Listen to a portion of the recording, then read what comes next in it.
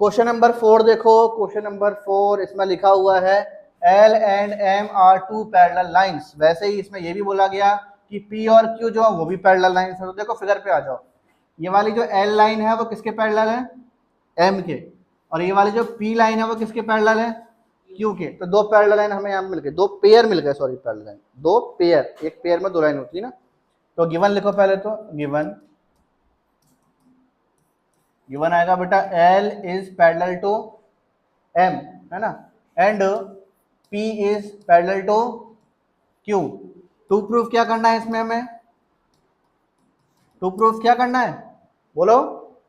To proof करना था हमें यहाँ पर कि ट्राइंगल ABC जो है कॉन्ग्रुएंस टू ट्राइंगल CDA। अब इसे हम प्रूफ करना स्टार्ट करते हैं। मेरी बात सुनो बेटा, पहले एक छोटी सी बात सुनना। मैंने बोला मेरे पास दो लाइन है, दोनों पैरेलल है, ऐसा मैंने बोल दिया। दो लाइन कैसी है मेरे पास? पैरेलल है। अब एक बात बताओ बेटा, अगर मैं इन लाइनों को छोटा कर दूं, क्या अभी भी पैरेलल होंगी? यहाँ से भी छोटा कर दिया, अभी भी पैरेलल होंगी? कंफर्म? अब बड़ा कर दूं, अब बड़ा करेंगे इसको हम यहाँ पर, क्या अभी भी पैरेलल होंगी? होंगी कि नहीं होंगी? तो इस कहानी से हमें क्या शिक्षा मिलती है कि अगर हम दो पैरेलल लाइन को छोटा करें या बड़ा करें, भैया उसको छोटा बड़ा करने से उसके पैरेलल की प्रॉपर्टीज पर कोई फर्क नहीं पड़ता। उसकी जो पैरेलल वाली प्रॉपर्टी होती है उस पर कोई फर्क नहीं पड़ता। तो सभी को समझ में आ गया कि लाइन को छोटा बड़ा करने से पैरेलल की प्रॉपर्टी फर्क नहीं पड़ेगा। अब इस प्रॉपर्टी का बेटा यूज हम इस क्वेश्चन में करने वाले हैं। मैंने बोला एज, क्योंकि L किसके पैरेलल है एंड P किसके पैरेलल है? क्योंकि बेटा L लाइन M के पैरेलल थी, तो बेटा इस हिसाब से तो फिर ये जो लाइन है AD वो भी तो BC के पैरेलल होगा कि नहीं होगा? अरे बोलो ना, होगा कि नहीं होगा? तो हम क्या लिखेंगे? Therefore AD is parallel to BC। And वैसे ही P Q के पैरेलल था, तो AB DC के पैरेलल होगा कि नहीं होगा? है ना। तो हम यहाँ लिखेंगे and AB is parallel to DC, होगा कि नहीं होगा? तो इस हिसाब से बेटा क्या हो गया? देयरफॉर किसी भी क्वाड्रिलेटरल में अगर उसके आमने सामने वाले दोनों ही साइड पैरेलल हैं, जैसे ये इसके पैरेलल था और ये इसके पैरेलल था, तो ABCD क्या हो जाएगा? पैरेललोग्राम। क्या हो जाएगा? पैरेललोग्राम। तो therefore ABCD is a parallelogram. Parallelogram पढ़ा है ना सभी ने छोटी क्लासेस में, 8th में पढ़ा होगा। पैरेललोग्राम एक ऐसा क्वाड्रिलेटरल होता है बेटा, पैरेललोग्राम एक ऐसा क्वाड्रिलेटरल होता है जिसमें उसकी अपोजिट साइड्स कैसी होती हैं? पैरेलल और इक्वल। जैसे ये पैरेललोग्राम बना दिया मैंने, देखा होगा पैरेललोग्राम, देखा होगा ना, ये इसके पैरेलल होगा, ये वाला इसके पैरेलल होगा। पैरेललोग्राम की प्रॉपर्टी ये भी होती थी कि opposite sides of parallelogram are equal. Very good, opposite sides of parallelogram are equal. Parallelogram में अल्टरनेट इंटीरियर एंगल इक्वल होते थे, मतलब ये वाला जो एंगल हमारे पास यहाँ पर, ये वाला जो एंगल है, ये एंगल इस एंगल के इक्वल होगा। क्यों? क्योंकि देखो जेड बन रहा है, चेक करो, चैप्टर 6 में भी सिखाया था मैंने, अल्टरनेट इंटीरियर एंगल याद आ रहा है? चैप्टर 6 में ये वाला भी एंगल इसके इक्वल होगा इस वाले, क्योंकि ये भी जेड बन रहा है, उल्टा बन रहा है, तो क्या होगा? एन बन रहा है, जेड बन रहा है। ठीक है ना। क्वेश्चन करें अपन इसके, अब क्वेश्चन करें, ठीक है। तो हमारे पास यहाँ पर बहुत छोटे छोटे बन गए हैं, दिख भी नहीं रहे, छोड़ो इसको, क्या डिलीट करोगे। देखो ABCD हमारे पास क्या हो गया? पैरेललोग्राम। अब प्रूफ करना था ट्राइंगल, है ना, तो मैंने लिखा नाउ इन ट्राइंगल, ट्राइंगल दिया है मैंने। ट्राइंगल कौन कौन सा है? Triangle ABC and triangle CD है। फिगर में देखो ध्यान से, triangle ABC and triangle CD, दोनों में चेक करो, फिगर में दिख रहे हैं ना। AB जो लाइन है वो हमारे CD के इक्वल है, बताओ क्यों इक्वल है? सोचो। पैरेललोग्राम की अपोजिट साइड इक्वल होती है ना, अपोजिट साइड। तो ये अपोजिट साइड हो गया कि नहीं हो गया? तो हम क्या लिखेंगे? Therefore opposite sides of parallelogram are equal. Opposite sides of parallelogram are equal. कोई दिक्कत नहीं इसमें। पेपर में मेरी तरह ये 11 ग्राम में लिख देना। पैरेललोग्राम को मैंने शॉर्ट में 11 GM लिख दिया है, नंबर भी शॉर्ट में मिलेंगे, फिर पूरा लिख के आना, ठीक है। AB is equal to CD। दूसरी चीज बेटा यहाँ देखो, ट्राइंगल ABC में ये जो BC लाइन है वो ट्राइंगल CDA में इस लाइन के इक्वल है, चेक करो, बताओ रीजन क्या आएगा इसका? B C is equal to D A, same reason, B C is equal to D A. Reason समझ में आ रहा है सभी को? सेम रीजन हो जाएगा हमारे पास यहाँ पर, ये सेम रीजन, ठीक है ना।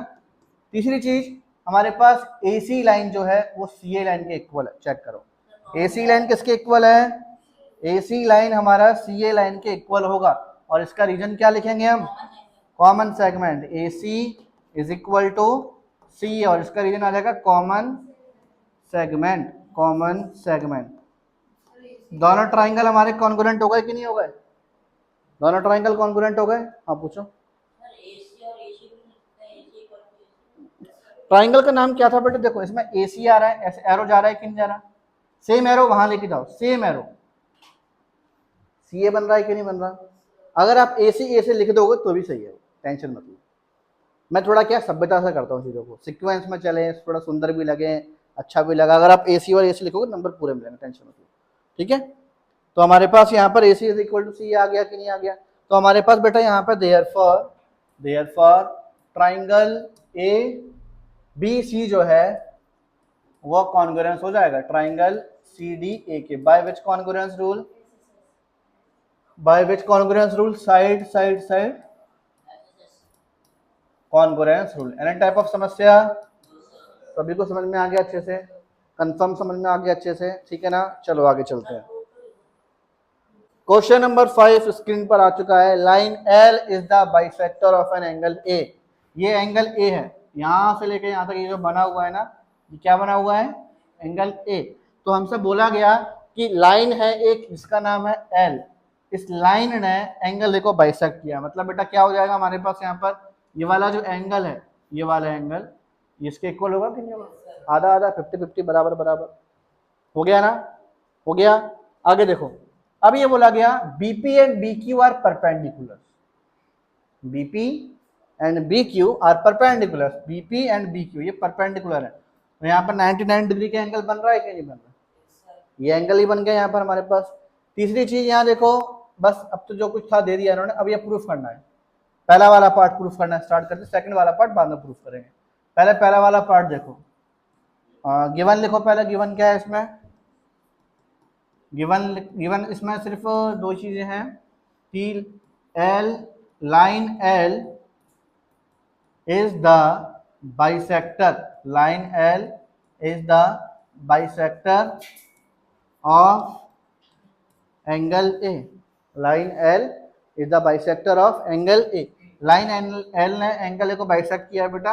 And BP and B Q are perpendiculars, are, और ये कहां परपेंडिकुलर है? Are perpendiculars on the arms of angle A. अब ये सोचो कि आर्म्स क्या होता है भाई? एंगल बना रहे हो कि नहीं बना रहे हो? एंगल बना रहे हो कि नहीं बना रहे हो? इन दोनों लाइनों को आर्म्स बोला जाता है। इन दोनों लाइनों को क्या बोला जाता है? आर्म्स, ठीक है ना। तो हमसे ये बोला गया कि ये जो एंगल बना हुआ है ना, इसके आर्म्स पर तो परपेंडिकुलर है, आर्म्स पर ही तो परपेंडिकुलर है। अब इसको हम प्रूफ करना स्टार्ट करते हैं। टू प्रूव, और लिख लो एक बार, टू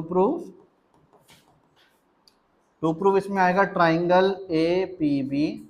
हमें कॉन्ग्रुएंस बताना है ट्राइंगल ए क्यू बी के फर्स्ट पार्ट, और सेकंड वाले पार्ट में लिखा हुआ है B P is equal to B Q, और नोट कर लेना, इसमें से मिल जाएगा तुम्हें। प्रूफ करना स्टार्ट करते हैं, प्रूफ करते हैं इसको हम यहाँ पर। तो प्रूफ में देखो बेटा, सबसे पहले मैंने बोला कि triangle A P B, in triangle A P B and triangle A Q B, check करो ए पी बी और ए क्यू बी दोनों ट्राइंगल मेरा चेक करो। हमारे पास बेटा यहाँ पर ध्यान से देखना, एंगल ए पी बी जो था, एंगल ए पी बी वो एंगल ए क्यू बी के इक्वल है कि नहीं? बेटा फिगर में देखो ध्यान से, फिगर देखना बहुत जरूरी है। ए पी बी फिगर में मिल रहा है कि नहीं मिल रहा? ये दोनों एंगल इक्वल है, क्योंकि दोनों के दोनों 90 डिग्री के थे। ये दोनों एंगल 90 डिग्री के हो गए। दूसरी चीज बेटा यहाँ पर देखो, angle P A B, angle पैब किसके इक्वल है? एंगल कैब। अरे है कि नहीं है? क्यों? क्योंकि because L bisect angle A. Reason समझ में आ गया। तीसरी चीज यहां पर होगी A B is equals to A B, और रीजन क्या आएगा इसका, common segment. A B is equals to A B, very good, common segment, common segment. तो बेटा इस हिसाब से हमारे पास दोनों ट्राइंगल कैसे हो गए, दोनों ट्राइंगल कैसे हो गए, कॉन्ग्रुएंस। तो मैंने यहां बोला कि therefore triangle A P B congruence to triangle A Q B. और कौन सा कॉन्ग्रुएंस रूल है ये, by angle side congruence, congruence rule. बोलो बेटा कोई दिक्कत इसमें, क्या दिक्कत है, अच्छा कोई दिक्कत नहीं, समझ में आ गया अच्छे से, ये दोनों ट्राइंगल कॉन्ग्रुएंस हो गए। सेकंड वाला पार्ट पढ़ो बेटा। सेकंड वाले में क्या बोला था कि बीपी को बीक्यू के इक्वल बताओ, बीपी को किसके इक्वल बताना है। एक बात बताओ, बीपी बीक्यू के तो इक्वल हो गया, बताओ कैसे हुआ, बाय सीपी सिटी, और ये प्रूव हो गया। कुछ बच्चे सोच रहे होंगे सर ये भी तो प्रूफ करो। अरे बेटा मेरी बात सुनो, ये जो मैंने अभी प्रूफ किया है ना, ये इसका मतलब ये लिखा हुआ है, सुनो। अब इन्होंने इसको अंग्रेजी में लिखा है, B is the equidistant from the arms of angle A. Equidistant का मतलब क्या होता है, इक्वल डिस्टेंस, बराबरी की दूरी पर। प्रूफ करो कि बी जो है ना, एंगल का जो आर्म्स था, एंगल का आर्म्स बोलते ये वाला आर्म, तो बी जो है इन दोनों से बराबरी की दूरी पर। दूरी है क्या बेटा, एक दूरी तो बीपी हो गया और दूसरी दूरी बी क्यू हो गया, इनको इक्वल बताना है, बता तो दिया, ये तो लिखा है BP is equal to B Q. वो कंफ्यूज करने के लिए बोला उन्होंने बस। हम यहाँ पे क्या लिखेंगे, लिखेंगे लास्ट में ये चीज, लेकिन it means B is equidistant, B is equidistant from the arms of angle A, from the arms of angle A. और बेटा ये हमारा प्रूव हो चुका है, समझ आ गया अच्छे सभी को, पक्का समझ में आ गया, कोई डाउट नहीं है, कंफर्म। आगे वाले क्वेश्चन पर चलें।